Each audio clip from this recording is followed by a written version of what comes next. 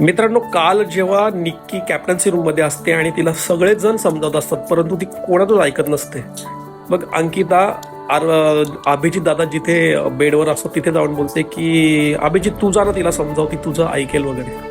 त्यानंतर अभिजित खूप ट्रिगर होतो. म्हणजे अभिजितला ते नाही आवडत की अंकिता नेहमी निक्कीवरून अभिजितला बोलत असते. म्हणजे तिथे मला पण पर्सनली वाटतं की अंकिताने अभिजितला ते सगळं नव्हतं बोलायला पाहिजे की तू जा ना, तुझी फ्रेंड आहे ती तुझं ऐकल वगैरे. आणि ती एकदम हसून बोलत होती, म्हणजे लाईक तोंड मारल्यासारखं ती अभिजितला बोलली. नंतर अभिजित खूप भडकला आणि अभिजित निकिता आणि अंकिताला बोलतोय की का तू नेहमी मला त्या निक्कीवरून बोलत असते, माझा काय संबंध, मी का तिला बोलायला जाऊ, एवढे सगळे समजत आहेत ना, मग माझी काय गरज आहे, पण तू मला का तिच्यावरून बोलत असते नेहमी. अंकिता तुझं खूप होतंय, तू नेहमी मला तिच्याबद्दल बोलत असते. पण मला पर्सनली बोलायचं की अभिजित दादा जेव्हा निक्कीला टोकायचं असतं, निक्कीला जेव्हा बोलायचं असतो, प्रत्येक वेळी अभिजित दादाने निक्कीला विरोध केलेला आहे. प्रत्येक गोष्टीमध्ये जेव्हा निक्की चुकते तर अभिजित दादा फर्स्ट जो कंटेस्टंट सदस्य आहे